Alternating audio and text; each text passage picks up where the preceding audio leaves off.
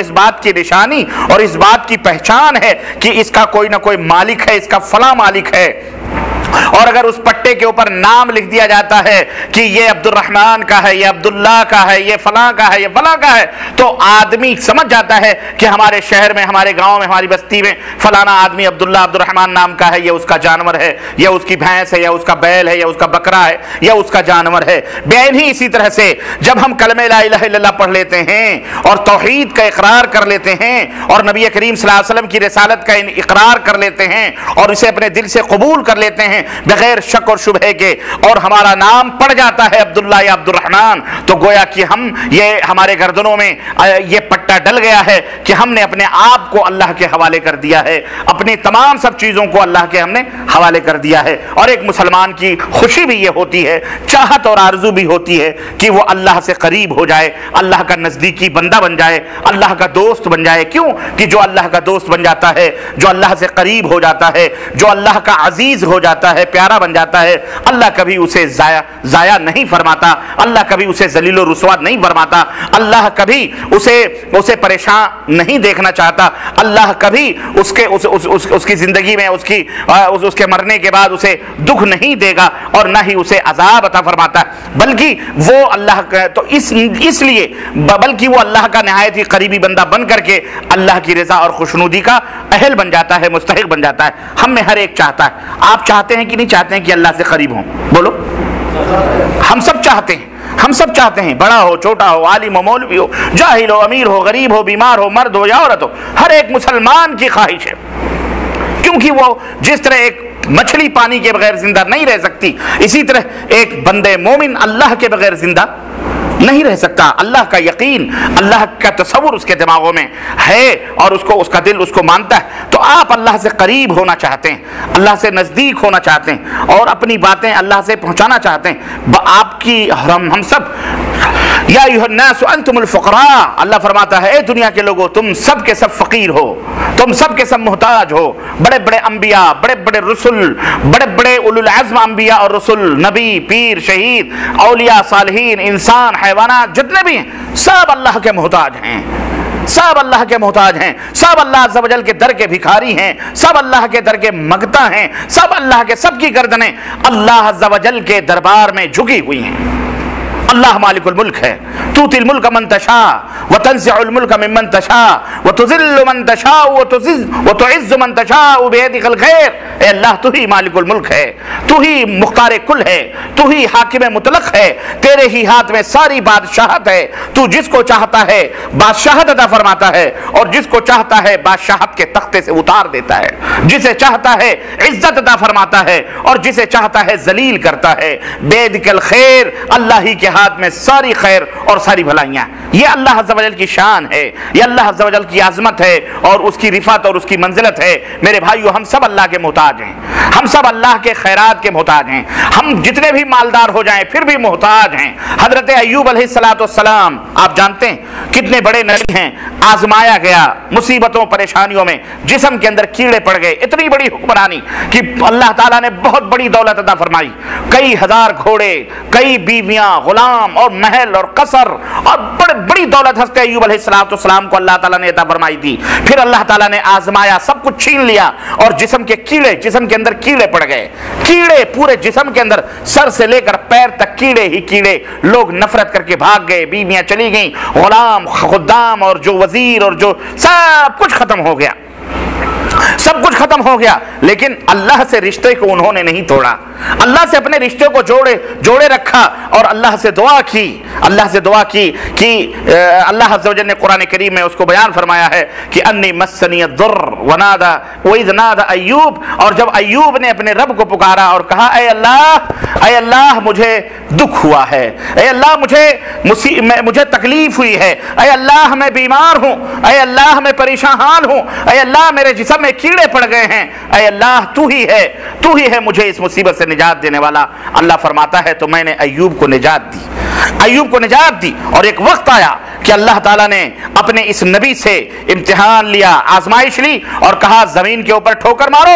حضرت ایوب علیہ السلام نے زمین پہ ٹھوکر ماری اور پانی کا چشمہ ابلا، اور اللہ تعالیٰ نے فرمایا اسی پانی سے غسل کر لو۔ حضرت ایوب نے اس پانی سے غسل کیا، اللہ نے نوجوان صحت مند تندرست حسین اور خوبرو نوجوان بنا دیا، ان کو خوبصورت ہو گئے، حسین و خوبصورت ہو گئے۔ روایتوں کے اندر آتا ہے ان کی بیوی جو کہیں بیچاری کھانا، ایک بیوی باقی بچی تھی جو کہیں کھانا وغیرہ مانگنے کے لیے گئی تھی، وہ آئی اور جب اپنے شوہر کو کھلانے کے لیے تو دیکھا کہ کوئی خوبرو خوبصورت حسین و جمیل گبرو نوجوان بیٹھا ہوا ہے، تو مارے شرم کے انہوں نے چہرہ چھپا لیا اور دوسری طرف جانے لگی۔ حضرت ایوب علیہ السلام نے پکارا، سنو کہاں جا رہی ہو؟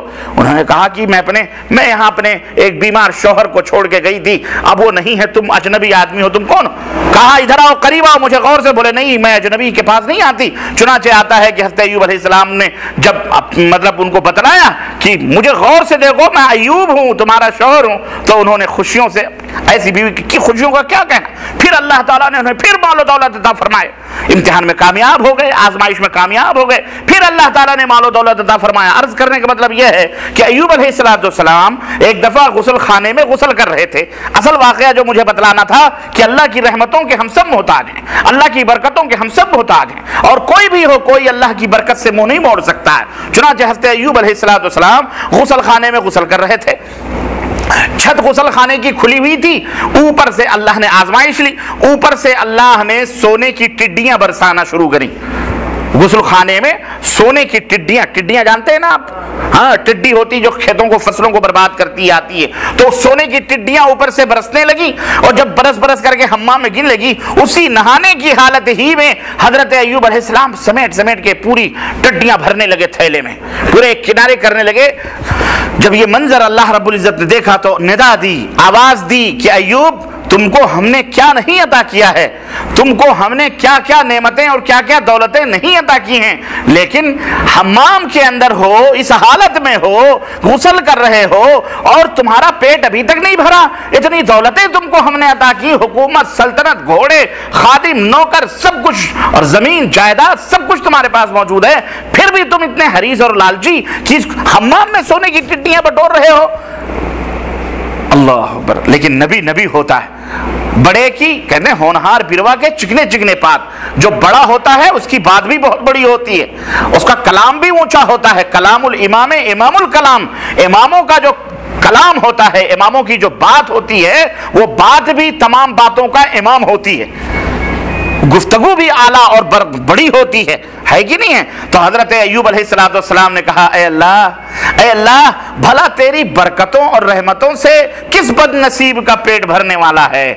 تیری برکتوں سے کس کا پیٹ بھرا ہے؟ یہ تو برکت ہے جو تیری طرف سے آ رہی ہے اور میں اسے جمع کر رہا ہوں، اس کی میں ناشکری کیسے کر سکتا ہوں؟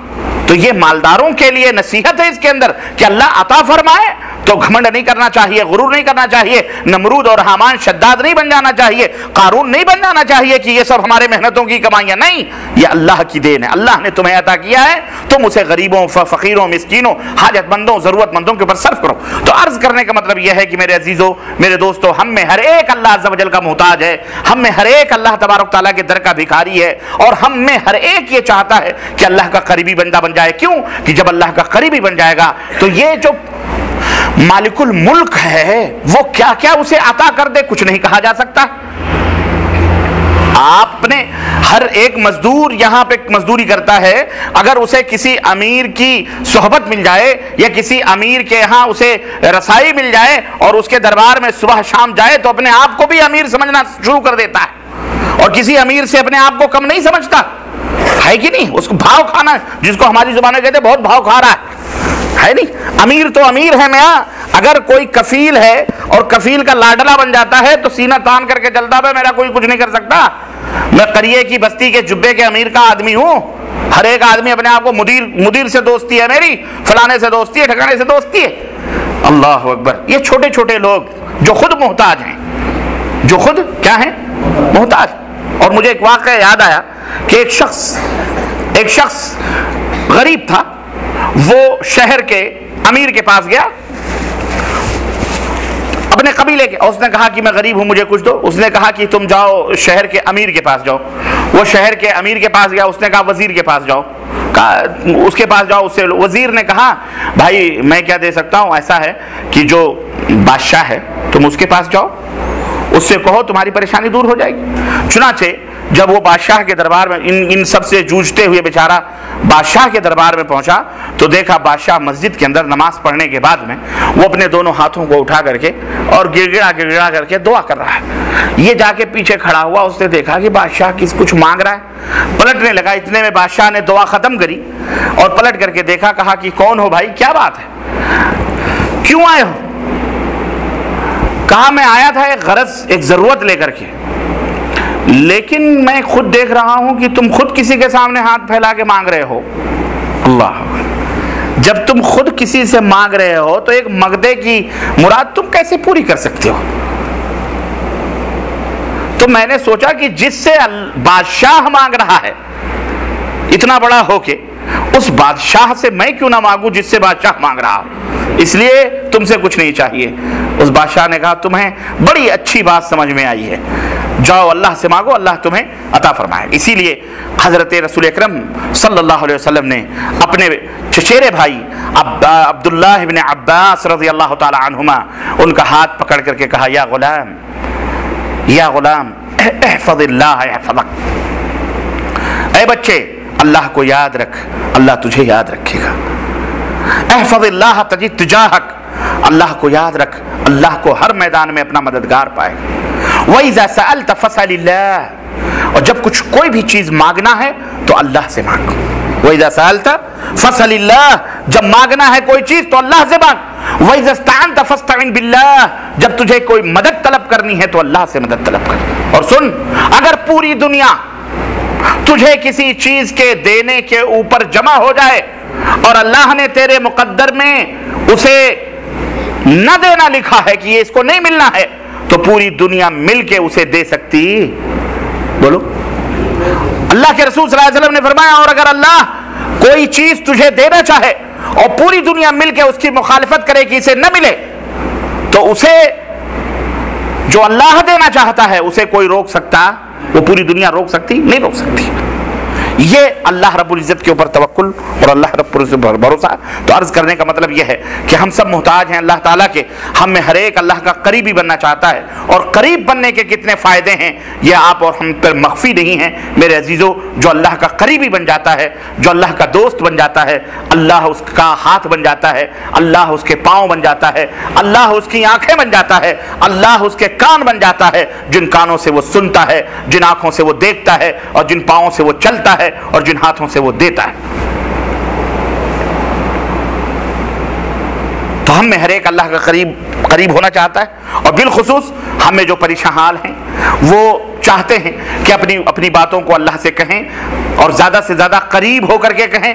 تو اللہ کے رسول صلی اللہ علیہ وسلم نے ہمیں طریقہ بتلایا ہے کہ تم اللہ سے کیسے قریب ہو سکتے ہو, اللہ کے کیسے نزدیکی بن سکتے ہو. تو نبی کریم صلی اللہ علیہ وسلم فرماتے ہیں کہ اقرب ما یکون العبد من ربہ وہو ساجد فاکثر الدعاء. رواہ مسلم. صحیح مسلم کی یہ حدیث امام مسلم نے اپنی کتاب کے اندر اس حدیث کو ذکر فرمایا ہے کہ اللہ کے رسول صلی اللہ علیہ وسلم نے فرمایا کہ بندہ اپنے رب سے سب سے زیادہ قریب کب ہوتا ہے؟ اللہ کے حبیب فرماتے ہیں جب وہ سجدے کی حالت میں ہوتا ہے. جب وہ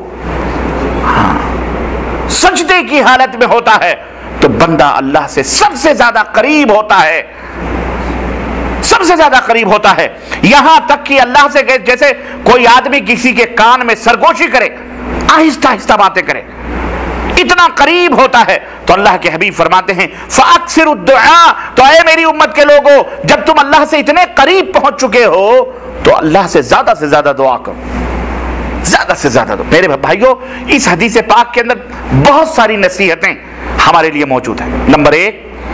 نمبر ایک سب سے بڑی نصیحت یہ ہے کہ ہم اس میں گویا ہمارے نبی ہمیں یہ تعلیم دے رہے ہیں کہ تم زیادہ سے زیادہ سجدے میں جب بندہ قریب ہوتا ہے تو مطلب یہ ہے کہ زیادہ سے زیادہ نمازیں پڑھو, زیادہ سے زیادہ فرائض کے علاوہ جو نوافل ہیں ان نوافل کا اہتمام کرو, ان سنتوں کا اہتمام کرو.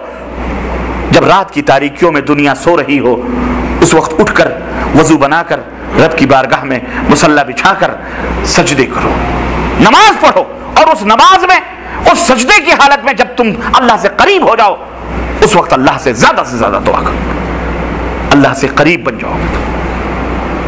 ایک صحابی رسول حضرت ربیعہ اسلمی تہجد کے وقت اللہ کے نبی کو پانی دیا کرتے تھے وضو بنانے کے لیے۔